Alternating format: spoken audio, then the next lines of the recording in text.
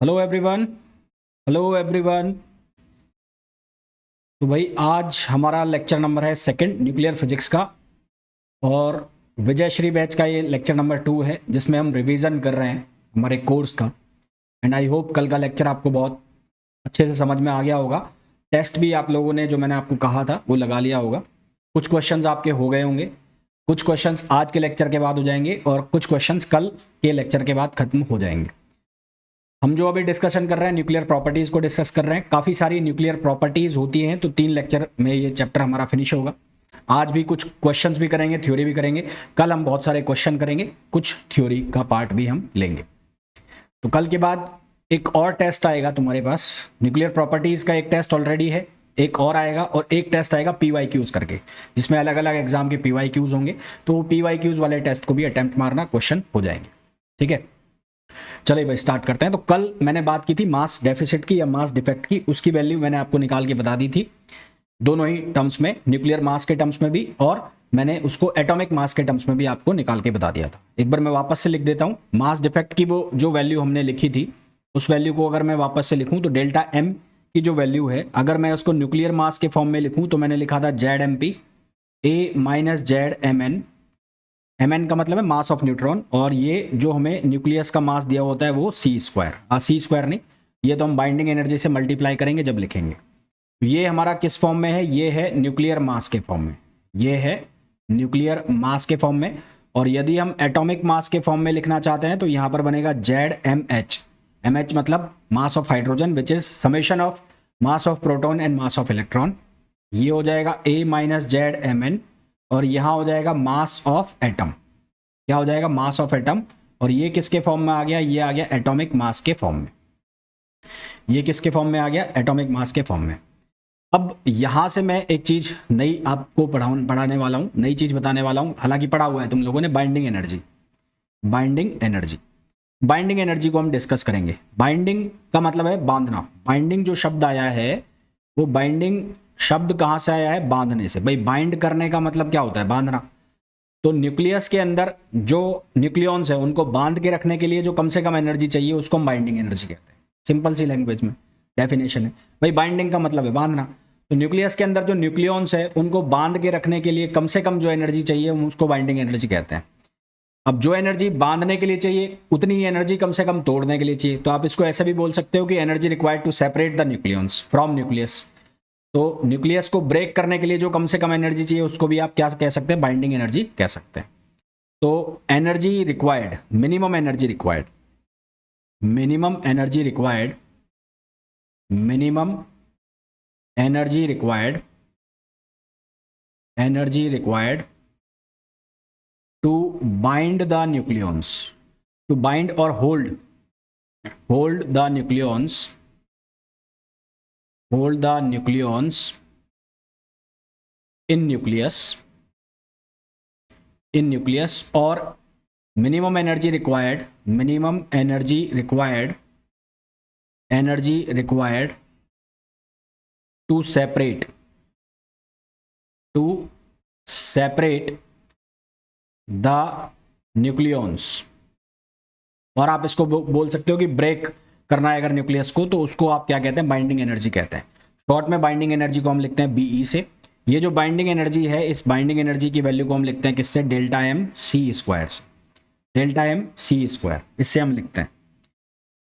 एक यदि हमें बाइंडिंग एनर्जी लिखनी है 9 मेगा इलेक्ट्रॉन वोल्ट में, तो हम क्या करते हैं? हमारे पास जो डेल्टा एम आता है वो किस में आता है? AMU में आता है। तो मैंने आपको ये बताया हुआ है कि 1 AMU को अगर आपको मेगा इलेक्ट्रॉन वोल्ट में कन्वर्ट करना हो तो ये कैसे कर सकते हैं? 931.5 अपॉन C² से सीधा मल्टीप्लाई करा दो। तो आपके पास जब बाइंडिंग एनर्जी निकालने को आएगा क्वेश्चन में, तो आप क्या करो? डेल्टा एम की वैल्यू को निकाल लेना। वो AMU में आएगी या यूनिफाइड यूनिट्स में आएगी, या तो AMU लिखा होगा या U लिखा होगा, दोनों का एक ही मतलब होगा। तो उस AMU को 931.5 अपॉन C² से मल्टीप्लाई कर देंगे, तो ये किस में कन्वर्ट हो जाएगा? मेगा इलेक्ट्रॉन वोल्ट में कन्वर्ट हो जाएगा। किस में कन्वर्ट हो जाएगा? मेगा इलेक्ट्रॉन वोल्ट में कन्वर्ट हो जाएगा। ठीक है, तो ये बात हो गई कि इसकी बाइंडिंग एनर्जी। इसके ऊपर क्वेश्चन कैसे आते हैं अभी बताएंगे, उसके पहले डिस्कस कर लेते हैं बाइंडिंग एनर्जी पर न्यूक्लियॉन। बाइंडिंग एनर्जी पर न्यूक्लियॉन, बाइंडिंग एनर्जी पर न्यूक्लियॉन का मतलब क्या हो गया? BE पर न्यूक्लियन को आप कैसे लिखोगे, इसको लिखोगे बाइंडिंग एनर्जी को आपने डिवाइड कर दिया किसके साथ, ए के साथ। ए का मतलब क्या है, न्यूक्लियन है। ए का मतलब क्या है भाई, नंबर ऑफ न्यूक्लियॉन्स यानी कि एटॉमिक मास। तो ये किसके बराबर हो गया, delta M C square upon A. ये वैल्यू किसके बराबर हो गई, delta M C square upon A. अब क्योंकि हम ये जानते हैं बहुत अच्छे से कि जो डेल्टा एम अपॉन ए है, since delta M upon A ये वैल्यू किसके बराबर होती है, पैकिंग फ्रैक्शन के बराबर होती है। तो हम यहां से ये बोल सकते हैं कि ये जो बी ई अपॉन ए है, ये जो लिखा हुआ है बी ई अपॉन ए, इसको आप कैसे भी लिख सकते हो, इसको आप एफ सी स्क्वायर से भी लिख सकते हो। इसको आप और कैसे लिख सकते हो, एफ सी स्क्वायर। एफ का मतलब हो गया पैकिंग फ्रैक्शन, तो इसको आप पैकिंग फ्रैक्शन के हिसाब से भी लिख सकते हैं। ठीक है, इसको हम कैसे लिख सकते हैं, पैकिंग फ्रैक्शन से भी लिख सकते हैं। जो बाइंडिंग एनर्जी पर न्यूक्लियन का जो कर्व बनता है ना, जो भी मैं बनाऊंगा भी, तो इसका जो कर्व बनता है ये हमें न्यूक्लियाई की स्टेबिलिटी को बताता है। तो it is a parameter use to measure the relative stability of nuclei. तो बाइंडिंग एनर्जी पर न्यूक्लियन क्या है, it is a parameter to measure the relative stability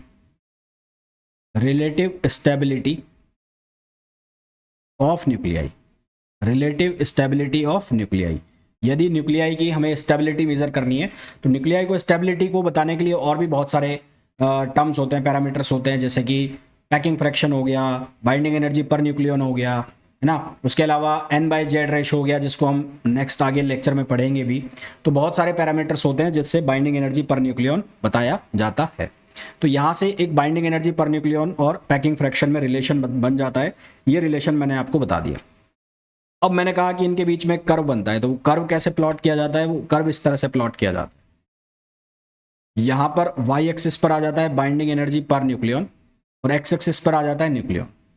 जो कर्व है ये कुछ इस तरह से चलता है, ये कर्व जो है वो कुछ इस तरह से चलता है, इस तरह का कर्व चलता है। यहां पर ये मैक्सिमम वैल्यू अटेन करता है। यहां पर मैक्सिमम वैल्यू जहां पर अटेन कर रहा है वो वैल्यू होती है लगभग 8.7 या 8.8 या 8.8 मेगा इलेक्ट्रॉन वोल्ट। यहां पर हो जाता है यूरेनियम, और यहाँ पर ये छोटे छोटे पीक्स चल रहे हैं। तो ये जो वैल्यू है ये 10 हो गई, ये 20 हो गई, ठीक है, और ये 30 के आसपास ये अपनी पीक पर अटेंड करेगा। फिर ये कहाँ तक जा रहा है, 180 तक जा रहा है। इस तरह से आगे तक बढ़ रहा है। यहाँ पर आकर इसकी जो वैल्यू है यूरेनियम पर आकर इसकी वैल्यू कहाँ तक पहुँच रही है, 7 तक पहुँच रही है। फिर यहाँ छोटे छोटे जो पीक्स दिखाई दे रहे हैं, इन पीक्स का नाम दूं मैं, ये हो गया लिथियम हो गया, ये हो गया हीलियम हो गया, इसी तरह से बेरिलियम हो गया, कार्बन हो गया, बेरिलियम, कार्बन, ऑक्सीजन, इस तरह से छोटे छोटे पीक्स भी बन रहे हैं। तो ये जो बाइंडिंग एनर्जी पर न्यूक्लियन का कर्व है, इससे हमें बहुत कुछ चीज़ों का पता लगता है। क्या क्या पता लगता है, जैसे कि अब मैं उसको 1 by 1 पॉइंट वाइज पॉइंट लिखता हूँ। तो बाइंडिंग एनर्जी पर न्यूक्लियन का जो कर्व है, इससे हमें ये पता लगता है कि ऐसे न्यूक्लियाई जिनका एटॉमिक मास लेस देन 20 है, यानी कि लाइटर न्यूक्लियाइज, जिनका एटॉमिक मास लेस देन 20 है, लाइटर न्यूक्लियाइज है, उनकी बाइंडिंग एनर्जी पर न्यूक्लियन लगातार क्या कर रही है, इंक्रीज कर रही है। ठीक है, तो फॉर लाइटर न्यूक्लियाई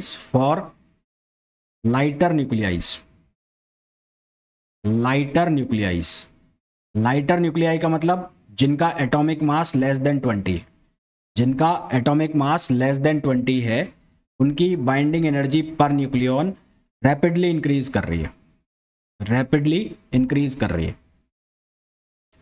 ये मैक्सिमम हो जाती है कहां पर जाकर, Fe जो 56 पर जाकर। बाइंडिंग एनर्जी पर न्यूक्लियन ये अपनी मैक्सिमम वैल्यू दे रही है,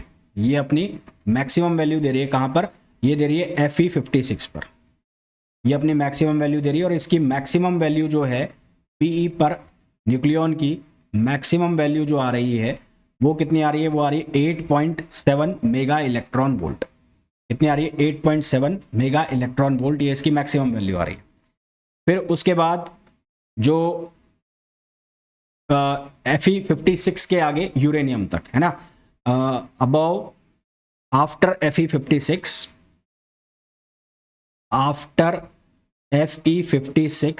टू यूरेनियम, यानी कि ए की जो वैल्यू है अप्रॉक्सीमेटली, अगर मैं बोलूं तो अप्रॉक्सीमेटली 20 टू ए 180 तक, यहाँ तक जो कर्व है बाइंडिंग एनर्जी पर न्यूक्लियन का, वो क्या चलता है, कांस्टेंट चलता है। ये जो कर्व है ये क्या चलता है, कांस्टेंट। तो यहाँ तक ये कांस्टेंट वैल्यू देता है, लगभग कांस्टेंट, ऑलमोस्ट कांस्टेंट, है ना, ऑलमोस्ट कांस्टेंट और ऑलमोस्ट कांस्टेंट वैल्यू। और इस कांस्टेंट वैल्यू को हम लिखते हैं 8 मेगा इलेक्ट्रॉन वोल्ट या 8.5 मेगा इलेक्ट्रॉन वोल्ट। तो कांस्टेंट वैल्यू, और इसकी जो एवरेज वैल्यू लेते हैं हम, एवरेज वैल्यू बिटवीन 20 से लेकर कहाँ तक, 180 तक, ये हम एवरेज वैल्यू लेते हैं कितनी, 8.5 मेगा इलेक्ट्रॉन वोल्ट। और अगर मैं एवरेज वैल्यू की बात करूं a लेस देन 20 की, है ना, तो for a less than 20 average value जो हम निकालते हैं, average value of binding energy per nucleon, वो होती है 8 मेगा इलेक्ट्रॉन वोल्ट। कितनी होती है, 8 मेगा इलेक्ट्रॉन वोल्ट। ये जो वैल्यूज है ये मैं इसलिए बता रहा हूँ, ये डायरेक्ट आपसे क्वेश्चन पूछे जा सकते हैं, पर न्यूक्लियन में है। ये जितनी भी वैल्यू मैं बता रहा हूँ ये किस में है, पर न्यूक्लियन में, ठीक है। ये जितनी भी वैल्यू मैं बता रहा हूँ ये किस में आ रही है, पर न्यूक्लियन में आ रही है, पर न्यूक्लियन में ये वैल्यू आ रही है। उसके बाद जो मैंने ये कर्व बनाया, इसमें यहाँ पर आप देख रहे हैं कि a लेस देन 20 तक यहाँ पर आपको कुछ पीक्स दिखाई दे रहे हैं। कुछ पीक्स जहाँ पर दिखाई दे रहे हैं उन सभी का जो एटॉमिक मास है वो 4n के मल्टीपल में है। जैसे कि 4 है ना, 2He4, 4 के बाद आएगा 8 के बाद आएगा 12। तो 4 के मल्टीपल वाले जितने भी हैं वो सारे के सारे क्या शो कर रहे हैं, पीक्स शो कर रहे हैं। तो यहाँ पर लोअर साइड में जब हम a लेस देन 20 में देखते हैं तो a लेस देन 20 में हमें कुछ पीक्स दिखाई देते हैं जिनकी 4n सीरीज होती है। क्या सीरीज होती है, 4n, यानी कि 4 के मल्टीपल में जो चल रहे हैं वहां पर हमें कुछ पीक्स दिखाई देते हैं 4n की सीरीज के अंदर, है ना। ये लिखने की जरूरत नहीं है, वैसे याद रख लेना।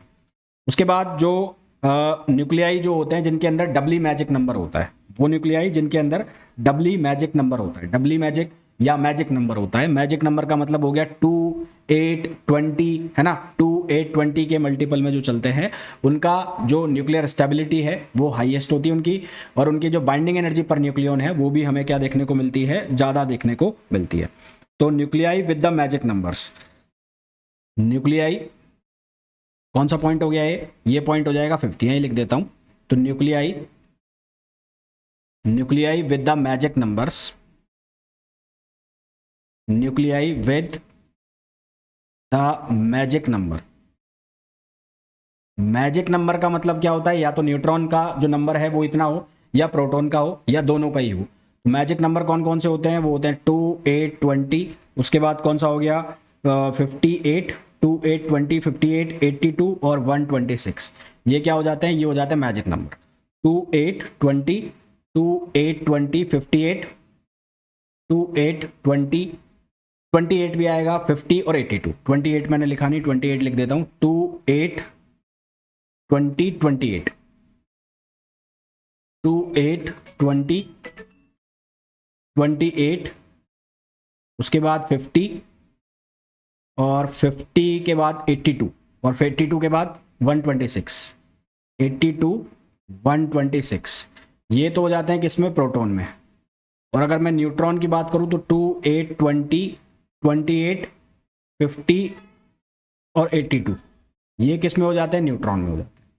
तो ऐसे न्यूक्लियाई जिनके पास मैजिक नंबर है, जिनके पास मैजिक नंबर है, तो मैजिक नंबर का मतलब नंबर ऑफ न्यूट्रॉन्स इतने हो या नंबर ऑफ प्रोटॉन्स इतने हो। तो ऐसे जो न्यूक्लियाई हैं जो ये शो कर रहे हैं हमें मैजिक नंबर, एक मिनट रुको भाई, जो हमें मैजिक नंबर शो कर रहे हैं, तो ये भी पीक अटेन करते हैं सिमिलर टू लोअर वैल्यूज, ठीक। तो nuclei with magic number attain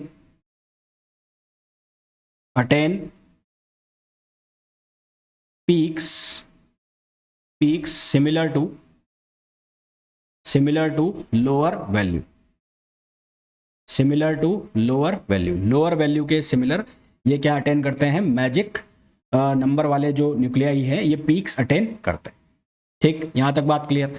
तो एक तो मैंने आपको ये बता दिया कि जो एवरेज वैल्यू है, जो एवरेज वैल्यू हमें मिल रही है वो आपको याद रखना है, डायरेक्ट ऑब्जेक्टिव क्वेश्चन पूछा जा सकता है। साथ ही साथ जो मैजिक नंबर वाले हैं उनकी जो स्टेबिलिटी है वो हाई होती है। Fe56 जो है उसकी स्टेबिलिटी सबसे ज़्यादा होती है, उसकी बाइंडिंग एनर्जी सबसे ज़्यादा आएगी, 8.7 या 8.8 मेगा इलेक्ट्रॉन वोल्ट पर न्यूक्लियन आएगा। बाइंडिंग एनर्जी पर न्यूक्लियन कांस्टेंट वैल्यू एक तरह से होती है और ये प्रोपोर्शनल होती है किसके, A-1 के। ये किसको रिफ्लेक्ट करती है, ये न्यूक्लियाई की सैचुरेशन प्रॉपर्टी को रिफ्लेक्ट करती है। तो बाइंडिंग एनर्जी पर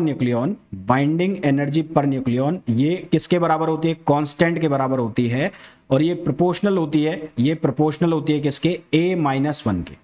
A-1 विच रिफ्लेक्ट्स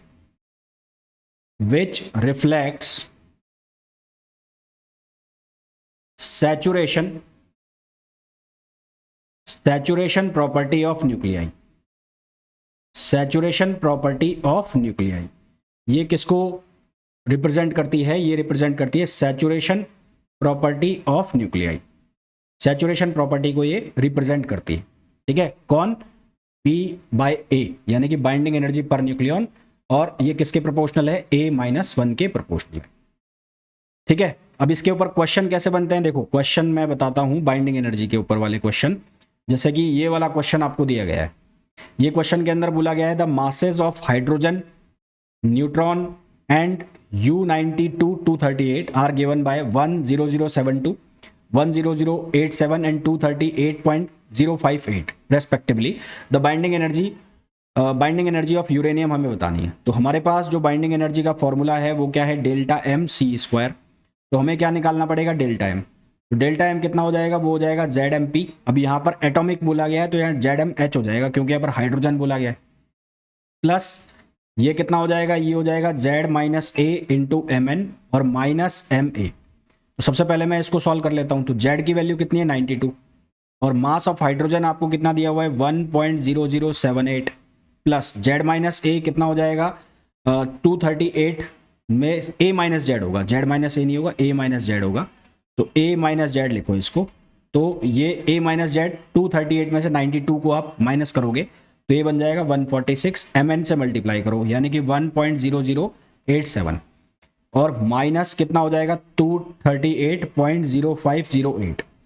तो इसको हम सॉल्व करेंगे तो यहां से हमारे पास आ जाएगा 1.937 AMU। अब AMU है, इसको मेरे को कन्वर्ट करना है मेगा इलेक्ट्रॉन वोल्ट में, तो इसको मैं मल्टीप्लाई करा दूंगा किसके साथ, 931.5 अपॉन C स्क्वायर से। तो इसको जब मैं एनर्जी में बनाऊंगा तो ये लमसम वैल्यू आएगी कितनी, 1800 मेगा इलेक्ट्रॉन वोल्ट। तो हमारे पास इसका आंसर आ जाएगा कितना, D। तो एक तो इस तरह के क्वेश्चन आएंगे बाइंडिंग एनर्जी से। दूसरा क्वेश्चन मैं बताऊं तो दूसरा क्वेश्चन, जब बाइंडिंग एनर्जी पर nucleon is approximately leads to. तो बाइंडिंग एनर्जी पर न्यूक्लियन, हमने ये बात की कि बाइंडिंग एनर्जी पर न्यूक्लियन जो है वो किसके प्रोपोर्शनल है, A-1 के है, और ये किसको लीड करती है, ये किसको बताती है, सैचुरेशन प्रॉपर्टी ऑफ न्यूक्लियस को बताती है। तो हमारे पास इसका सही आंसर क्या आ जाएगा, सैचुरेशन प्रॉपर्टी ऑफ न्यूक्लियस, ठीक है। बिल्कुल सीधे सीधे क्वेश्चन पूछे जा रहे हैं, इधर उधर हो ही नहीं रहा है क्वेश्चन। तो इस तरह के क्वेश्चन जो हैं वो एक इस टाइप के क्वेश्चन बन जाते हैं बाइंडिंग एनर्जी से। इसके अलावा जैसे आपसे पूछ लेंगे कि maximum binding energy per nucleon किसके केस में आएगी, तो वो किसके केस में आएगी, फेरस के केस में आएगी। क्या वैल्यू आएगी, उसकी क्या वैल्यू आ रही थी, 8.8 उसकी वैल्यू आ रही थी, ठीक है। उसकी वैल्यू कितनी आ रही थी, 8.8, जो कि मैंने आपको बता भी दिया। तो इस तरह के क्वेश्चन बन जाते हैं हमारे किससे, बाइंडिंग एनर्जी से। तो बाइंडिंग एनर्जी से ये क्वेश्चन बन गए, ठीक। अब बाइंडिंग एनर्जी में हमारे पास और कुछ क्या बनता है बात करने को, कि जैसे रिएक्शन आएगी हमारे पास, आगे चल के रिएक्शन आएगी दो, एक आएगी न्यूक्लियर फिजन और एक आएगा न्यूक्लियर फ्यूजन। तो न्यूक्लियर फिजन रिएक्शन होगी और न्यूक्लियर फ्यूजन रिएक्शन होगी, तो उसमें बाइंडिंग एनर्जी पर न्यूक्लियन हमेशा क्या होता है, इंक्रीज होता है। बाइंडिंग एनर्जी पर न्यूक्लियन हमेशा क्या होगा, इंक्रीज होगा, जब मैं बात करूंगा न्यूक्लियर फ्यूजन या न्यूक्लियर फिजन प्रोसेस की बात करूंगा। ये मैं ऑलरेडी बता चुका हूं कि फेरस से लेके और यूरेनियम तक जो बाइंडिंग एनर्जी कर्व है वो फॉल करेगा, लगातार कॉन्स्टेंटली वो गिरता जाएगा नीचे, ठीक है। ये मैं आपको ऑलरेडी बता चुका हूं, ठीक। तो ये ध्यान रख लेना कि न्यूक्लियर फ्यूजन प्रोसेस और न्यूक्लियर फिजन प्रोसेस के अंदर जो बाइंडिंग एनर्जी पर न्यूक्लियन है उसकी वैल्यू लगातार क्या करती है, इंक्रीज करती है। उसकी वैल्यू लगातार क्या करती है, इंक्रीज करती है, ठीक। तो ये हमने बात कर ली किसके बारे में, बाइंडिंग एनर्जी के बारे में। और कुछ इसमें रह तो नहीं गया बाइंडिंग एनर्जी में, मैं एक बार देख लूं। बाइंडिंग एनर्जी का हमने सारा कर लिया है। मैजिक नंबर आपसे पूछ लिया जाए, 2, 8, 20, 28, 50, 82, 126, ये सारे के सारे क्या होते हैं, मैजिक नंबर्स होते हैं, ठीक है। ये सारे क्या होते हैं, मैजिक नंबर्स होते हैं। हो गया यहाँ तक? एक मिनट रुकना। अब मैजिक नंबर हमारा हो गया। उसके बाद नेक्स्ट जो आता है हमारे पास टॉपिक, क्वाड्रिपोल मोमेंट। बाइंडिंग एनर्जी हो गया, बाइंडिंग एनर्जी पर न्यूक्लियन हो गया। अब हम डिस्कस करेंगे किसको? क्वाड्रिपोल मोमेंट को। नेक्स्ट टॉपिक आएगा हमारा क्वाड्रिपोल, क्वाड्रुपोल, इलेक्ट्रिक क्वाड्रिपोल मोमेंट। ठीक है, नेक्स्ट टॉपिक जो हमारे पास आ जाएगा वो आ जाएगा electric quadrupole moment. Electric quadrupole को हम डिस्कस करेंगे नेक्स्ट। क्वाड्रिपोल मोमेंट, इसको हम इलेक्ट्रिक क्वाड्रुपोल मोमेंट भी बोलेंगे। तो इलेक्ट्रिक क्वाड्रुपोल मोमेंट जो है, इसका काम क्या होता है? ये जो न्यूक्लियाई है, न्यूक्लियाई में चार्ज डिस्ट्रीब्यूशन किस तरह से होगा? ये एक टेंसर क्वांटिटी है। सबसे पहले तो मैं ये बता दूं आपको, एक टेंसर क्वांटिटी है तो इसके 9 कंपोनेंट होंगे। तो ये एक तो डिसाइड करेगा चार्ज डिस्ट्रीब्यूशन को। चार्ज डिस्ट्रीब्यूशन यूनिफॉर्म होगा, नॉन यूनिफॉर्म होगा, किस तरह का चार्ज डिस्ट्रीब्यूशन होगा न्यूक्लियस के अंदर, वो बताता है क्वाड्रिपोल मोमेंट। सेकंड, ये न्यूक्लियाई की जो शेप है उसको भी डिसाइड करता है। ठीक है, तो electric quadrupole moment use to define the shape, used to define the shape of nuclei, as well as it is also used for the charge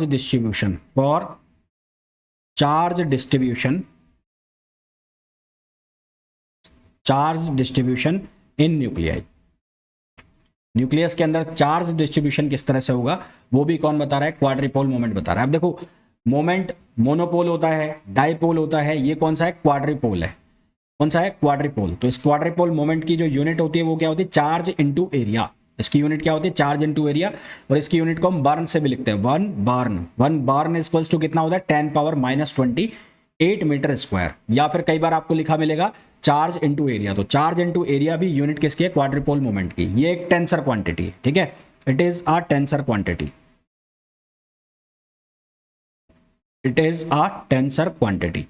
ये एक टेंसर क्वांटिटी है। इसकी वैल्यू जो है वो डेरिवेशन से निकाली जाती है। कैसे लिखते हैं? 1/e। ई का मतलब हो गया चार्ज, इंटीग्रेशन, टेंसर कंपोनेंट है तो इसके कंपोनेंट कौन सा कैसे कैसे बनेंगे? QXX, QXY, QXZ, फिर बनेगा QYX, QYY, QYZ। 9 कंपोनेंट बन जाएंगे ना। एक फिर बन जाएगा QZX, QZY और QZZ। तो Z डायरेक्शन में जो इसका कंपोनेंट है वो मैं लिख रहा हूं 1/e। ये हो जाएगा 3Z square minus R square. ये हो जाएगा रो dV, जहां रो क्या है? Volume charge density. रो क्या है? Volume charge density.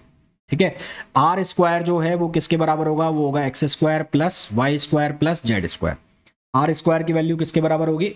X square plus Y square plus Z square के बराबर होगी। तो ये हमारे पास किसकी वैल्यू निकल के आएगी? चार्ज की वैल्यू निकल के आएगी। यदि हम यूनिफॉर्मली चार्ज एलिप्सॉइड को ले लें, हम ये कह लें कि uniformly charge ellipsoidal revolution for uniformly charged एलिप्सॉइडल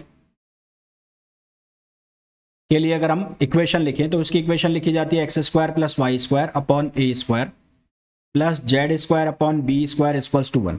ये इक्वेशन लिखी जाती है। ठीक है, और ये किस में है? 3 डायमेंशन में है। किसमें है? 3D में है। और अगर मैं इसको ऐसे लिख दूं X square upon A square plus Y square upon B square equals to 1, तो वो बन जाता है एलिप्स बन जाता है।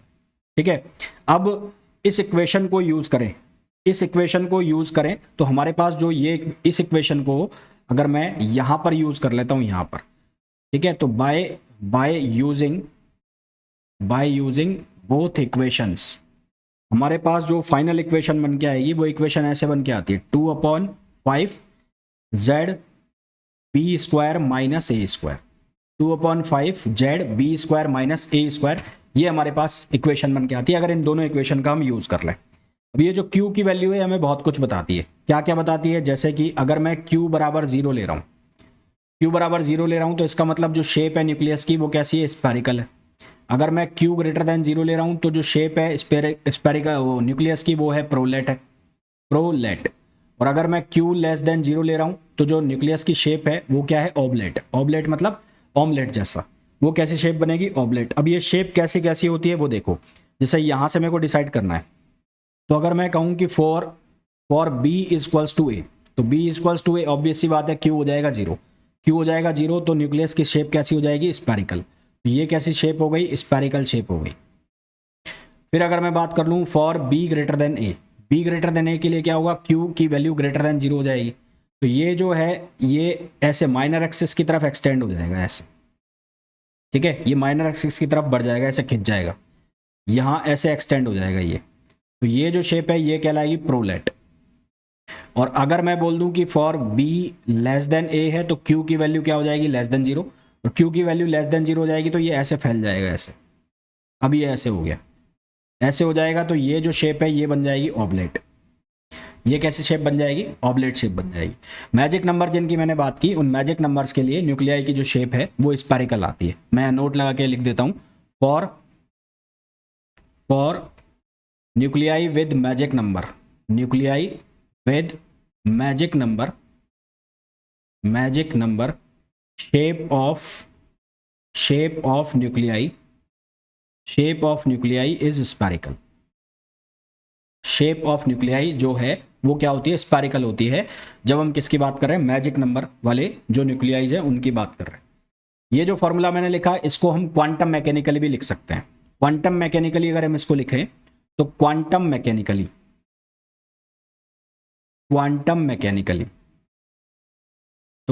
मैकेनिकली अगर आप Q का फॉर्मूला लिखें तो वो लिखा जाता है 2J - 1 अपॉन 2J + 1, जहाँ J जो है वो हो जाता है टोटल एंगुलर मोमेंटम और इंटू Q नॉट, ठीक है। तो Q नॉट बराबर 0 तो स्फेरिकल, इसके अलावा Q नॉट की वैल्यू पॉजिटिव तो क्या हो जाएगा, प्रोलेट, और Q नॉट की वैल्यू नेगेटिव तो क्या हो जाएगा, ऑब्लेट हो जाएगा।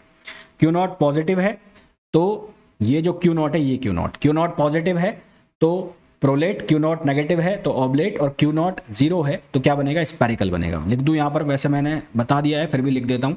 Q नॉट 0, एक वैल्यू हो सकती है ग्रेटर देन 0 और एक हो सकता है Q नॉट की वैल्यू लेस देन 0। अगर ये है तो शेप कैसी हो जाएगी, ऑब्लेट, अगर ये है तो शेप कैसी हो जाएगी, प्रोलेट, और अगर ये है तो जो शेप है वो कैसी बन जाएगी, स्फेरिकल शेप बन जाएगी। ये मैंने कैसे लिखा है, क्वांटम मैकेनिकली लिखा है। J का मतलब क्या होता है, J का मतलब होता है टोटल एंगुलर मोमेंटम। J जो है उसका मतलब होता है टोटल एंगुलर मोमेंटम। ये किसका मीनिंग है, ये J का मीनिंग, ठीक है। अच्छा, अब यूनिट की अगर हम बात करें तो इसकी जो यूनिट होती है, यूनिट वो क्या होती है, बार्न में भी लिखा जाता है, 1 बार्न। तो 1 बार्न जो है, 1 बार्न वो किसके इक्वल होता है, वो होता है 10⁻⁻28 मीटर स्क्वायर। इसके अलावा इसकी जो यूनिट है वो unit charge into metre square भी लिखी जाती है। इसके अलावा जो इसकी जो यूनिट है, यूनिट वो क्या लिखी जाती है, चार्ज इंटू मीटर स्क्वायर। इसके अलावा इसकी जो यूनिट है, यूनिट वो चार्ज इंटू मीटर स्क्वायर भी लिखी जाती है। चार्ज इंटू मीटर स्क्वायर में भी इसकी यूनिट लिखी जाती है, ठीक। तो ये बात हो गई हमारे पास किसकी, क्वाड्रिपोल मोमेंट की। कुछ और चीजें बता देता हूं कि यदि नंबर ऑफ जेट्स मतलब नंबर ऑफ प्रोटॉन्स और न्यूट्रॉन्स यदि इंक्रीज करेंगे तो जो Q है उसकी वैल्यू भी क्या करेगी, इंक्रीज करेगी। जितने भी हमारे पास मैजिक नंबर वाले न्यूक्लियाई होंगे उनके लिए जो शेप है न्यूक्लियाई की वो स्फेरिकल होगी, यानी कि Q की वैल्यू उनके लिए हमेशा क्या होगी, 0 होगी। तो यहां पर मैं लिख देता हूं value of Q increases with Z and N। Z का मतलब प्रोटॉन नंबर और N का मतलब neutron number. with increase in proton number and neutron number,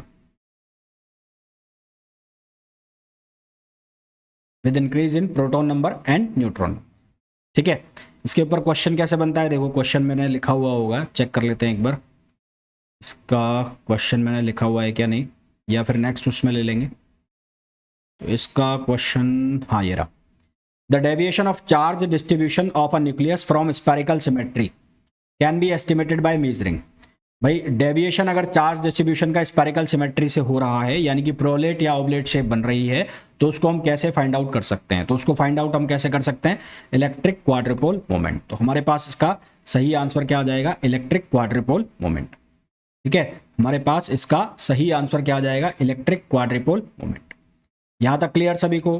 ठीक, चलिए भाई, तो अभी तक हम लोग बात कर चुके हैं किसके बारे में, बाइंडिंग एनर्जी के बारे में। बाइंडिंग एनर्जी पर न्यूक्लियन हमने डिस्कस किया, उसके बाद हमने इलेक्ट्रिक क्वाड्रिपोल मोमेंट को डिस्कस कर लिया। अब हम डिस्कस करेंगे किसको, पैरिटी को।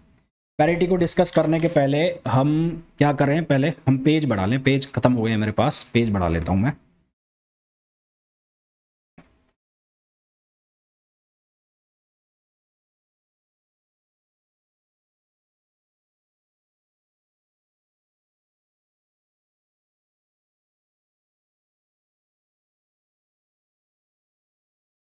पैरिटी का यहाँ पर क्या रोल है, पैरिटी एक ऑपरेटर होता है जिसको आप क्वांटम मैकेनिक्स में भी पढ़ते हैं। पैरिटी एक ट्रांसफॉर्मेशन ऑपरेटर होता है जो कि जो कोऑर्डिनेट्स होते हैं या जो पोजीशन होती है उसको चेंज कर देता है। पैरिटी की अगर हम बात कर ले तो न्यूक्लियर की पैरिटी या न्यूक्लियस की पैरिटी है, उसको हम कैसे शो करेंगे, वो हमारे काम भी आता है जब हम शेल मॉडल वगैरह डिस्कस करते हैं। पैरिटी की मैं बात कर लूँ, पैरिटी ये भी न्यूक्लियस की एक प्रॉपर्टी होती है। तो पैरिटी क्या है, पैरिटी एक ऑपरेटर है, ट्रांसफॉर्मेशन ऑपरेटर। पैरिटी एक ट्रांसफॉर्मेशन ऑपरेटर है, ट्रांसफॉर्मेशन ऑपरेटर है, ऑपरेटर है which transforms the coordinates or position, transforms the coordinate or position of यहां पर न्यूक्लियस की बात हो रही है तो यहां न्यूक्लियस में लिख देता हूं, न्यूक्लियस और फंक्शन और वेव फंक्शन, न्यूक्लियस और वेव फंक्शन। यहां पर न्यूक्लियस की अगर बात हो रही है तो मैंने न्यूक्लियस लिख दिया, अदरवाइज इसको हम क्या लिख सकते हैं, फंक्शन लिख सकते हैं। जैसे कि अगर मैं बात करूं कोऑर्डिनेट्स के फॉर्म में, मैं कार्टेशियन कोऑर्डिनेट के फॉर्म में बात करता हूं। तो अगर मेरे पास कोऑर्डिनेट है एक्स वाई जेड, तो अगर मेरे पास कोऑर्डिनेट है एक्स वाई जेड, फंक्शन में मैंने ऐसे लिखे और इसके ऊपर मैंने पैरिटी ऑपरेटर लगा दिया। पैरिटी ऑपरेटर को लिखने का तरीका क्या है, पी है। पैरिटी ऑपरेटर इसके ऊपर लगाऊंगा तो इसके मेरे को रिजल्ट क्या क्या मिल सकते हैं, इसके मेरे को रिजल्ट मिल सकते हैं, एक तो ये रिजल्ट मिल जाए कि साई माइनस एक्स, ये इसके साइन को चेंज करेगा, क्या करेगा, साइन को चेंज करेगा, तो ये माइनस एक्स माइनस वाई और माइनस जेड होगा। अब इसका मेरे को क्या रिजल्ट मिल सकते हैं, इसके दो रिजल्ट मिल सकते हैं, या तो मेरे को यही वैल्यू मिल जाए साई एक्स वाई जेड, और मेरे को क्या मिल जाए minus psi X Y Z.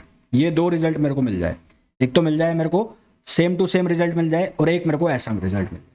तो अगर जब मैं पैरिटी ऑपरेटर को किसी फंक्शन के ऊपर लगा रहा हूं, किसी फंक्शन के ऊपर लगा रहा हूं, तो सबसे पहले तो क्या होगा, उसके जो कोऑर्डिनेट्स हैं वो क्या हो जाएंगे, उसकी मिरर इमेज बन जाएगी, रिफ्लेक्ट कर जाएंगे। मिरर इमेज बनने का मतलब ये है कि अगर मेरे पास मान लो यहां पर ये कोई कोऑर्डिनेट है तो इसकी मिरर इमेज बनने का मतलब है यहां पर बन जाना, ये वैल्यू बन जाना।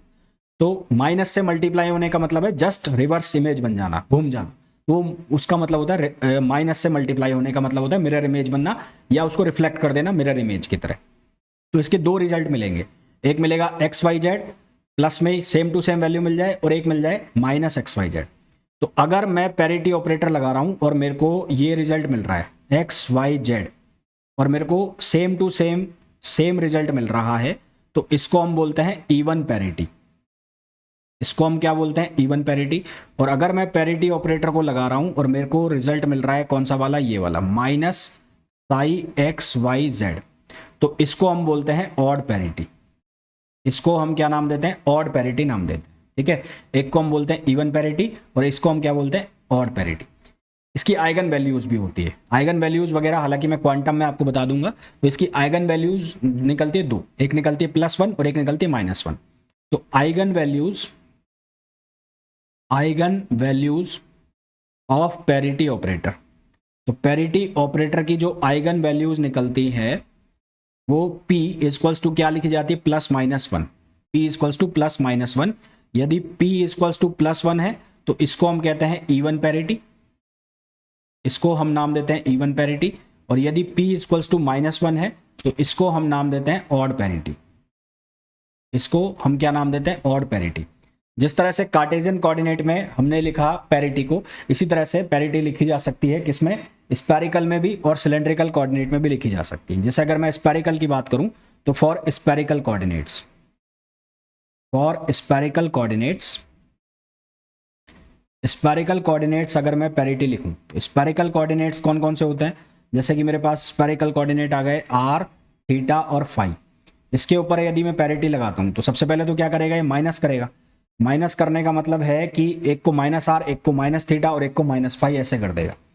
तो इसके ऊपर जब पैरिटी ऑपरेशन लगाएंगे हम तो हमें क्या मिलेगा, हमें मिलेगा साई आर, यहां से मिलेगा पाई माइनस थीटा और यहां से हमें मिलेगा क्या, यहां से मिलेगा pi plus phi, pi plus phi. अब देखो ये हुआ कैसे, स्पेरिकल में ये कुछ इस तरह का बनता है स्पेयर, ठीक है, और ये इस तरह का बनता है स्पेयर। तो यहां पर हमारे पास तीन कोऑर्डिनेट चलते हैं, ये चल रहा है थीटा वाला जो जेड एक्सिस के बाद साथ बन रहा है थीटा।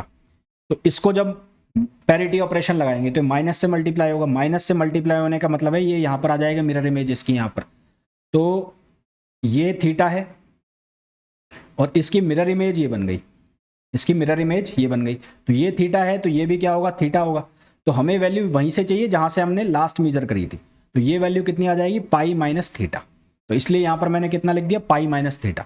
इसी तरह से जो फाई वाला है, फाई वाला, तो फाई में आप जो एंगल है वो ऐसे मेजर करते हैं, ऐसे मेजर करते हैं। तो ये एंगल जो होता है ये होता है आपका फाई, ये होता है फाई। तो यहां पर बैठा है तो जस्ट यहां पर चले जाओगे ऑपोजिट में, यहां पर, तो यहां पर भी ये कितना हो गया, फाई हो गया। तो आपको यहां से मेजर करना है, यहां से, तो यहां से मेजर करोगे तो ये कितना हो जाएगा, ये हो जाएगा पाई प्लस फाई, ठीक है। मैं बड़ा करके बता देता हूं थोड़ा, ये ऐसे है इस तरह से, और ये एंगल यहां पर आप मेजर कर रहे हो फाई यहां से, तो ये 0.1 है। तो इसको माइनस से मल्टीप्लाई करना है, मतलब जो पैरिटी क्या करती है, सबसे पहले उसको रिफ्लेक्ट करती है माइनस में, उसकी जस्ट मिरर इमेज बनाती है। तो इसकी मिरर इमेज कहां पर बनेगी, यहां पर बनेगी। तो ये एंगल अगर फाई है तो ये भी कितना होगा, फाई होगा। आपको मेजर कहां से करना है, आपको मेजर यहीं से करना है, यहां से। तो ये यहां से यहां तक की वैल्यू कितनी हो जाएगी, ये हो जाएगी पाई प्लस फाई। तो आपसे क्वेश्चन भी पूछा जाता है कि स्पेरिकल कोऑर्डिनेट्स के लिए अगर पैरिटी ऑपरेटर का यूज किया जाए तो क्या हमारे पास कोऑर्डिनेट्स रहेंगे। पैरिटी ऑपरेटर इसके ऊपर लगाएंगे, स्पेरिकल के ऊपर आर थीटा फाई के ऊपर, तो क्या रिजल्ट मिलेगा, आर पाई माइनस थीटा और पाई प्लस फाई। ये ऑब्जेक्टिव क्वेश्चन है, बहुत बार पूछा जाता है। इसी तरह से सिलेंड्रिकल कोऑर्डिनेट्स के लिए अगर आप लगाओ, for cylindrical coordinates, cylindrical coordinates, अगर मैं पैरिटी को सिलेंड्रिकल कोऑर्डिनेट्स के लिए लगाता हूं, सिलेंड्रिकल कोऑर्डिनेट्स, तो सिलेंड्रिकल कोऑर्डिनेट्स में हमारे पास कौन कौन से होंगे, एक हो गया आर, आप इसको एस भी लिख सकते हो, रो भी लिख सकते हो। आर हो गया, एक हो जाएगा हमारे पास फाई या थीटा, और एक हो जाएगा जेड। और इसके ऊपर अगर मैं पैरिटी ऑपरेशन का अप्लाई करता हूं तो आर की सेहत पर कोई फर्क नहीं पड़ेगा, जेड की सेहत पर कोई फर्क नहीं पड़ेगा, वो बस माइनस में हो जाएगा। तो यहाँ क्या बनेगा, यहाँ पर बन जाएगा साई, ये आर एज इट इज रहेगा, ये हो जाएगा पाई प्लस फाई, ये हो जाएगा पाई प्लस फाई, और ये हो जाएगा माइनस जेड। ये किस में हो जाएगा, सिलेंड्रिकल कोऑर्डिनेट सिस्टम में हो जाएगा। ये दोनों आप याद करके रखना भाई, सिलेंड्रिकल में और स्पेरिकल में पैरिटी ऑपरेशन को जब आप अप्लाई करते हैं तो जो वैल्यूज हैं उसमें क्या चेंज होता है, ठीक है। पैरिटी ट्रांसफॉर्मेशन यदि पॉजिटिव आ रहा है तो हम कहते हैं कि इवन पैरिटी है। पैरिटी ट्रांसफॉर्मेशन यदि ऑड आता है यानी कि नेगेटिव आता है तो हम कहते हैं ऑड पैरिटी है। फिर मैंने ऑलरेडी आपको बता दिया कि इसकी जो आइगन वैल्यूज आती है वो क्या आती है, +-1 आती है। पैरिटी ऑपरेटर जो है वो हर्मिशियन ऑपरेटर होता है, यानी कि इसका एडजॉइंट अगर आप करेंगे तो सेम वैल्यू हमें मिल जाएगी। साथ ही साथ पैरिटी ऑपरेटर यूनिटरी भी ऑपरेटर भी होता है। तो ये दोनों पॉइंट्स में मैं लिख देता हूं कि parity operator is a unitary operator, parity operator is a unitary operator, unitary operator. तो यूनिटरी ऑपरेटर वाली जो प्रॉपर्टीज है वो सारी की सारी यहां पर ये फुलफिल करेगा। तो यूनिटरी ऑपरेटर वाली property P dagger, P equals to 1, ये डैगर लिखा है, प्लस नहीं है डैगर। डैगर का मतलब है कॉम्प्लेक्स कंजुगेट, डैगर का मतलब है कॉम्प्लेक्स कंजुगेट, ट्रांसपोज कंजुगेट। और पैरिटी ऑपरेटर जो है वो हर्मिशियन भी होता है। हर्मिशियन का मतलब कि अगर इसका एडजॉइंट का मतलब ट्रांसपोज कंजुगेट निकालोगे तो सेम वैल्यू आएगी। तो ये हर्मिशियन ऑपरेटर भी होता है, हर्मिशियन भी होता है। तो parity operator is Hermitian, parity operator is unitary operator. ये सारे छोटे छोटे ऑब्जेक्टिव क्वेश्चन है जो डायरेक्ट आपसे पूछ लिए जाते हैं। फिर कुछ इंपॉर्टेंट पॉइंट्स आते हैं। न्यूक्लियर रिएक्शन में हमेशा पैरिटी कंजर्व रहती है, यानी कि उसकी वैल्यू हमें या तो +1 होगी या क्या होगी, -1 होगी। फिर उसके बाद किसी भी न्यूक्लियस के लिए हमें उसकी पैरिटी निकालनी है, तो उसको जो पैरिटी है वो डिपेंड करती है किसके ऊपर, उसके ऑर्बिटल एंगुलर मोमेंटम के ऊपर डिपेंड करती है। किसी न्यूक्लियस की पैरिटी हमें निकालनी है तो उसको लिखा जाता है -1 पावर l। तो इंपॉर्टेंट पॉइंट्स करके मैं लिख देता हूं, इंपॉर्टेंट पॉइंट्स। पहला क्या हो गया कि for nuclear reactions parity remains conserved। दूसरा पॉइंट क्या आ गया, दूसरा पॉइंट आ गया parity of a nuclei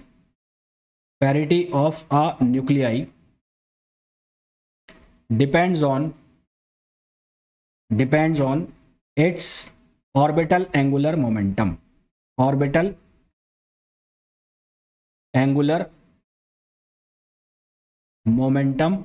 number. तो उसकी जो पैरिटी है वो लिखी जाती है -1 पावर l।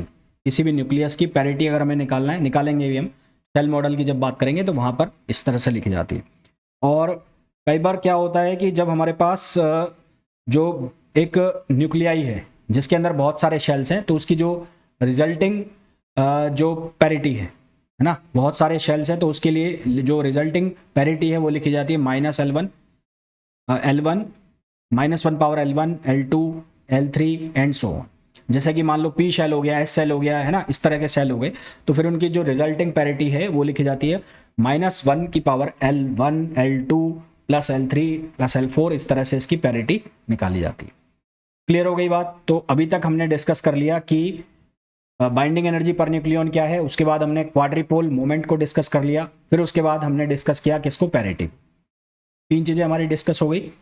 अब हम डिस्कस करेंगे किसको, वेव फंक्शंस को, है ना। जो स्टैटिक प्रॉपर्टीज होती है न्यूक्लियाई की उसको हम डिस्कस करेंगे, जिसमें आ जाता है वेव फंक्शन। स्टैटिक प्रॉपर्टी जो न्यूक्लियाई की आती है उसमें आता है पहला आता है स्टैटिस्टिक्स, फिर आता है पैरिटी और फिर आता है आइसोस्पिन। तो wave mechanics property of nuclei, wave mechanics property of nuclei. Wave mechanics property of nuclei में 3 प्रॉपर्टी आती है हमारे पास। एक आती है स्टैटिस्टिक्स, एक आती है हमारे पास पैरिटी और एक आती है हमारे पास आइसोस्पिन। तो पैरिटी में ऑलरेडी डिस्कस कर चुका हूं, स्टैटिस्टिक्स में भी डिस्कस कर लेता हूं। स्टैटिस्टिक्स में आपको पता है हमारे पास 2-3 तरह की स्टैटिस्टिक्स हम पढ़ते हैं। एक हम पढ़ते हैं एमबी स्टैटिस्टिक्स, एक हम पढ़ते हैं बोस-आइंस्टीन स्टैटिस्टिक्स और एक हम पढ़ते हैं एफडी स्टैटिस्टिक्स। एमबी स्टैटिस्टिक्स यानी कि मैक्सवेल बोल्ट्जमैन स्टैटिस्टिक्स, ये यूज होती है गैस मॉलिक्यूल्स के लिए, गैस मॉलिक्यूल्स के लिए यूज होती है एमबी स्टैटिस्टिक्स। हम बात करें अगर बीई स्टैटिस्टिक्स यानी कि बोस आइंस्टीन स्टैटिस्टिक्स की, और अगर हम बात करें किसकी, एफडी स्टैटिस्टिक्स यानी कि फर्मी डायक स्टैटिस्टिक्स की, तो वो उसको हम न्यूक्लियस के केस में यूज करते हैं। सबसे पहले अगर मैं बात करूं बीई स्टैटिस्टिक्स, तो बीई स्टैटिस्टिक्स का मतलब है कि बोस आइंस्टीन स्टैटिस्टिक्स। इसका मतलब क्या है, बोस आइंस्टीन स्टैटिस्टिक्स। तो जो पार्टिकल्स या जो न्यूक्लियाई बीई स्टैटिस्टिक्स को फॉलो करते हैं उनको हम क्या कहते हैं, बोसोन्स कहते हैं। ठीक है, तो particles follow be statistics are called bosons. इनको हम क्या नाम देते हैं, बोसोन्स नाम देते हैं। जो भी पार्टिकल बीई स्टैटिस्टिक्स को फॉलो करेंगे वो पार्टिकल्स क्या होते हैं, वो इनडिस्टिंग्विशेबल होते हैं, आइडेंटिकल होते हैं, और उनका जो स्पिन है वो 0 या जो एच कट है उसका इंटीग्रल मल्टीपल होता है। ठीक है, तो इसमें जो पार्टिकल्स होंगे वो क्या होंगे, इनडिस्टिंग्विशेबल, आइडेंटिकल होंगे विद स्पिन 0 और integral multiple of H cut. इसका एच कट का इंटीग्रल मल्टीपल होगा, यानी कि ऐसा नहीं होगा कि हाफ एच कट या 1/3 एच कट, सीधा सीधा इंटीजर वैल्यू होगी किसके केस में, बोसोन के केस में। इसके अलावा जो एग्जाम्पल इसकी अगर मैं इसकी बात करूं एग्जाम्पल, तो इसके एग्जाम्पल में कौन आ गया, जैसे फोटोन है, फोनोन है, फोटोन हो गया, फोनोन हो गया, पाई मीसोन हो गया, पाई मीसोन, इसके अलावा ड्यूट्रॉन जो हो गया, ड्यूट्रॉन, तो ये किसको फॉलो करते हैं? बीई स्टैटिस्टिक्स को फॉलो करते हैं। जो भी पार्टिकल बीई स्टैटिस्टिक्स को फॉलो करते हैं वो पाउली एक्सक्लूजन प्रिंसिपल को फॉलो नहीं करते, ठीक है। तो पाउली एक्सक्लूजन प्रिंसिपल को ये फॉलो नहीं करेंगे। तो particles follow be statistics does not follow Pauli exclusion principle। Pauli exclusion principle, वो पाउली एक्सक्लूजन प्रिंसिपल को फॉलो नहीं करेंगे। ऐसे न्यूक्लियाई जिनका जो एटॉमिक मास है इवन है, या जिनका जो न्यूक्लियॉन नंबर है वो इवन है, तो वो सारे के सारे किसको फॉलो करेंगे? बीई स्टैटिस्टिक्स को फॉलो करेंगे। ये जो 2 पॉइंट्स लिख रहा हूं ये बहुत इंपॉर्टेंट है, ये वाला एक तो, और एक ये जो अब मैं लिख रहा हूं, ठीक है। तो न्यूक्लियाई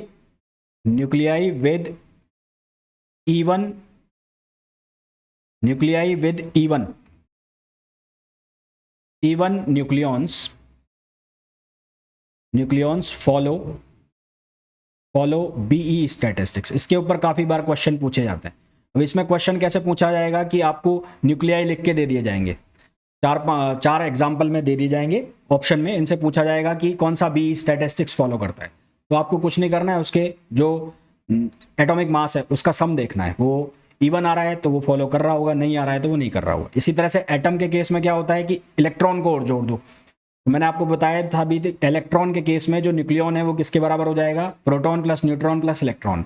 और न्यूक्लियाई के केस में क्या हो जाएगा? वो हो जाएगा प्रोटॉन प्लस न्यूट्रॉन। वो क्या हो जाएगा? न्यूक्लियाई के केस में हो जाएगा, ठीक है। इसके जो वेव मैकेनिक्स है वो क्या फंक्शन देगी? वो इवन हमें वैल्यू देगी। वेव फंक्शन जो होगा बीई स्टैटिस्टिक्स का वो क्या होगा? सिमेट्रिक होगा। तो wave function of BE statistics is symmetric. इसका जो वेव फंक्शन है वो क्या होगा? वो सिमेट्रिक होगा। सिमेट्रिक का मतलब क्या है? यदि मैं लिख रहा हूं साई एक्स वाई जेड, तो हमें रिजल्ट में क्या मिलेगा? साई एक्स वाई जेड ही मिलेगा। हमें रिजल्ट में क्या मिलेगा? साई एक्स वाई जेड ही मिलेगा। फिर हम बात करें किसकी? एफडी स्टैटिस्टिक्स की। किसकी बात करें? एफडी स्टैटिस्टिक्स की। तो एफडी स्टैटिस्टिक्स मतलब फर्मी डायराक स्टैटिस्टिक्स। तो जो पार्टिकल फर्मी डायराक स्टैटिस्टिक्स को फॉलो करते हैं उनको हम कहते हैं फर्मिओन्स, ठीक है। Particles follows F D statistics are called fermions. इनको हम फर्मिओन्स कहते हैं। इनके साथ क्या होगा? ये इनडिस्टिंग्विशेबल होंगे,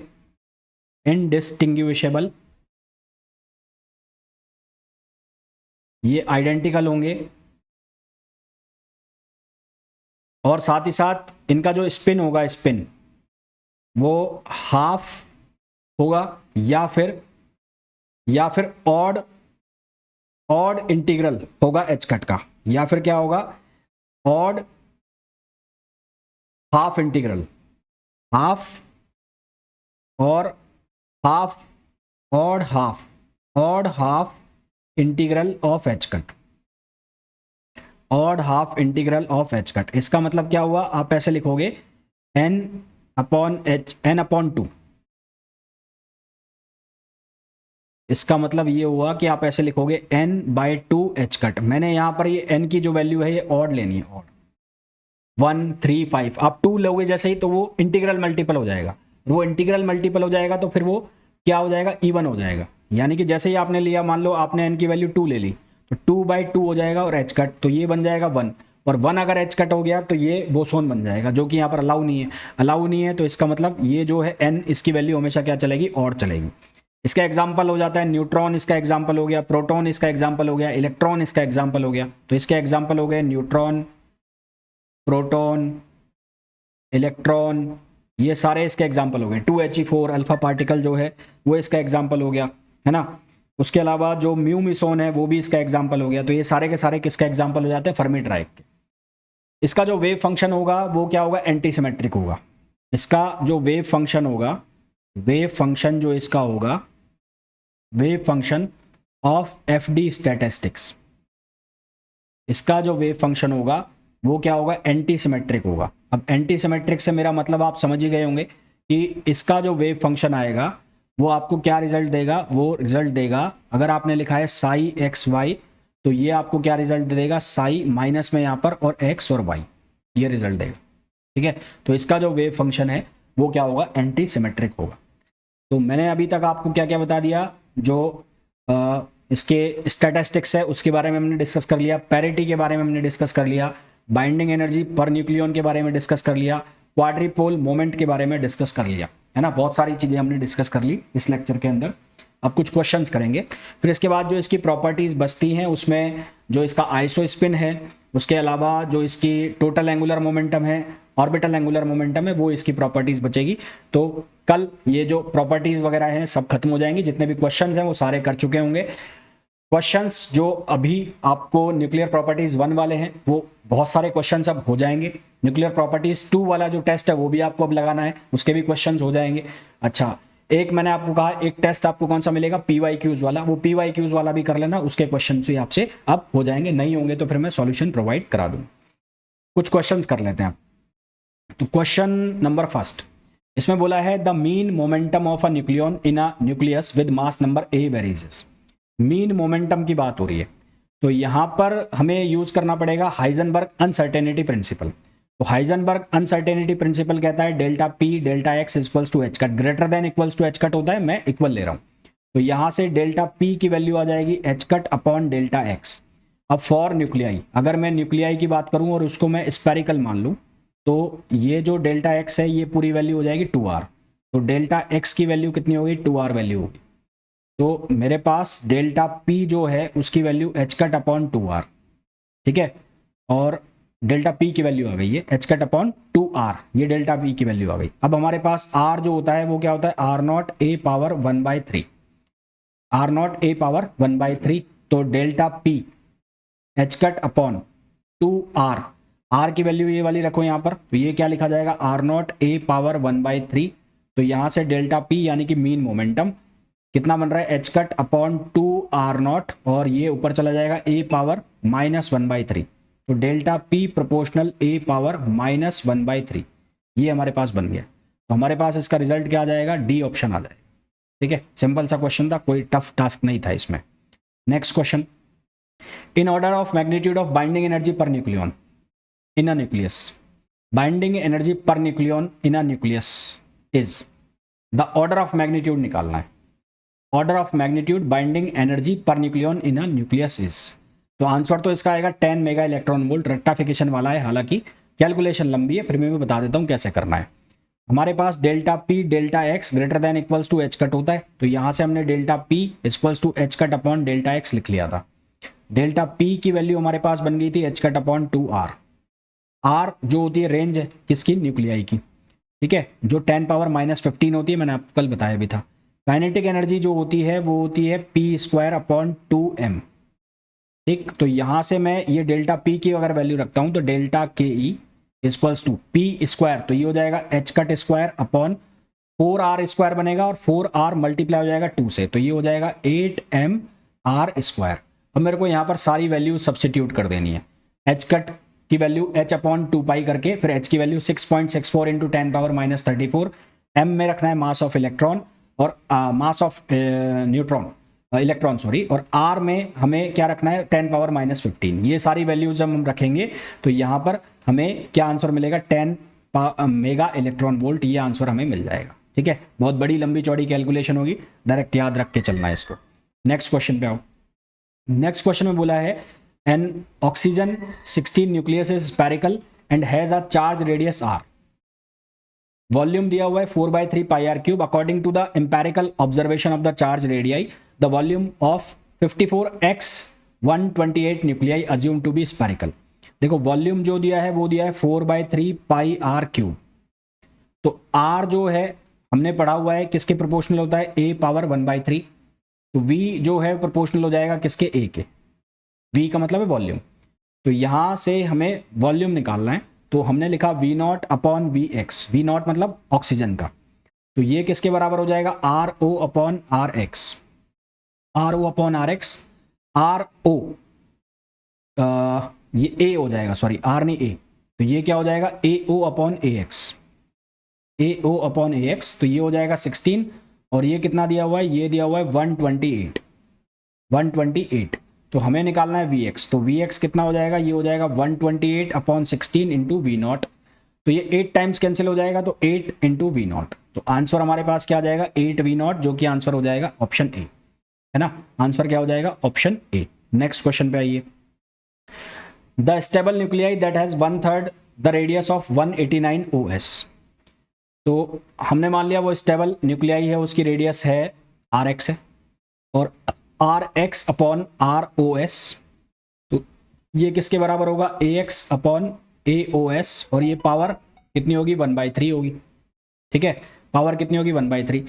हमें क्वेश्चन में गिवन है कि R X over R O S ये कितना है 1/3 है, कितना है 1/3 है, तो ये हो जाएगा हमारे पास 1/3 equals to A X upon A O X, और ये कितना हो गया 1/3 हो गया, तो दोनों साइड क्या कर दो क्यूब कर दो, तो ये हो जाएगा 1/27, ये हो जाएगा ए X upon A O S, तो हमें निकालना है ए एक्स, तो ये हो जाएगा ए ओ एस अपॉन 27, तो यहाँ से 189 को डिवाइड करो 27 से, तो ये हमारे पास आंसर आएगा 7, तो 7 Li, यानी कि ऑप्शन हमारे पास ए जो है वो करेक्ट आंसर हो जाएगा, इसका सही आंसर हमारे पास क्या हो जाएगा 20, ये इसका 7 आंसर आ जाएगा 7। फिर नेक्स्ट क्वेश्चन पूछा है the experimentally measured nuclear charge density distribution rho, ये कल मैंने फॉर्मूला बताया था, rho equals to rho not upon 1 plus E R minus capital R upon A जो है वो कांस्टेंट होता है, तो सही आंसर हमारे पास क्या आ जाएगा ए आ जाएगा, बी आ जाएगा, बी राइट आंसर जो हमारे पास आ जाएगा वो क्या आ जाएगा बी आ जाएगा। Next question the ratio of radii of nucleus, यहाँ तो रेशो निकालना है, बहुत ही चंपू सा क्वेश्चन है, R H E upon R S 4/32, मैं डायरेक्ट कर रहा हूँ, फॉर्मूला नहीं लिख रहा हूँ, मेरे हिसाब से जरूरत है नहीं करने की, तो ये हो जाएगा 1/8 और पावर 1/3, तो ये कितना हो जाएगा 1/2, तो सही आंसर कितना आ जाएगा 1/2 आंसर आ जाएगा, ठीक है, राइट आंसर कितना आ जाएगा 1/2। न्यूक्लियर डेंसिटी इन केजी पर mm क्यूब, न्यूक्लियर डेंसिटी पूछिए, तो न्यूक्लियर डेंसिटी कल हमने निकाली थी, न्यूक्लियर डेंसिटी जो कल हमने निकाली थी वो निकाली थी 10⁻17 kg पर मीटर क्यूब में निकाली थी, ये किस में पूछा है kg पर mm क्यूब में, तो कैसे करोगे 10⁻17 मीटर को मीटर क्यूब में बदल mm क्यूब में बदलना है, तो 1 मीटर बराबर 10⁻3 मीटर mm, तो क्यूब में मतलब 3 3 9, तो ये हो जाएगा 3 3 9 10⁻9, अब हो गया ये kg पर mm क्यूब, तो इसको सॉल्व करो, ये 17 है 17, इसको मैं वापस से लिख देता हूं, ये 17 लिखा हुआ है, 10⁻17 लिखा हुआ है, तो अब ये कितना बचेगा 8 बच जाएगा, तो 10⁻8 kg पर mm क्यूब। इस चीज का स्पेसिफिकली ध्यान रखना कि आपको यूनिट किस यूनिट में पूछा जा रहा है, क्योंकि आंसर यहाँ पर 10⁻17 भी है और आंसर यहाँ पर 10⁻8 भी है। आप तो होशियारी में हो कि सर ने लिखवाया था 10⁻17 आंसर लगाओ, फिर आप बाहर आके सर को गालियां बको कि सर ने गलत लिखवा दिया, भाई सर ने गलत नहीं लिखवाया है, यूनिट को ध्यान से देखो, यूनिट को।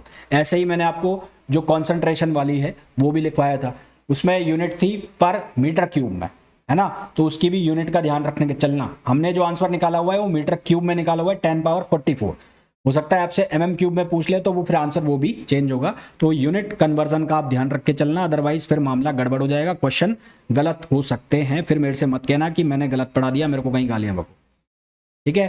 तो आज का जो लेक्चर है इसके अंदर हमने काफ़ी सारी चीज़ें मेरे हिसाब से डिस्कस कर ली हैं। स्पीड मैंने कहा आपको मेरी स्पीड तेज लग सकती है, पर इसी स्पीड से करेंगे तो ही जाके ये चीज़ें कवर होंगी। तो न्यूक्लियर प्रॉपर्टीज का जो पहला टेस्ट है उसके काफ़ी सारे क्वेश्चंस अब आप कर सकते हैं, कल के लेक्चर के बाद आप सारे क्वेश्चंस ऑलमोस्ट कर पाएंगे। एक और टेस्ट अपलोड हो जाएगा, जो पुराने बैच वाले हैं उनके पास ऑलरेडी टेस्ट है ही, विजय श्री में, और एक टेस्ट अपलोड हो जाएगा न्यूक्लियर प्रॉपर्टीज 2 करके, उसके क्वेश्चन कर लेना। कल हम इसमें रिमेनिंग प्रॉपर्टीज जो है वो डिस्कस करके और जितने भी क्वेश्चंस हैं वो खत्म कर लेंगे। उसके बाद PYQs का टेस्ट एक अपलोड होगा, वो आपको करना है, हो जाता है तो ठीक है, नहीं तो फिर मैं आपको उसको मैं सॉल्व करा दूं, PYQs वाले मैं सॉल्व करवा दूंगा खुद ही, तो PYQs वाला भी आपको सॉल्व करना है। तो इस लेक्चर में इतना ही, मिलते हैं नेक्स्ट वीडियो में, till then thank you, bye.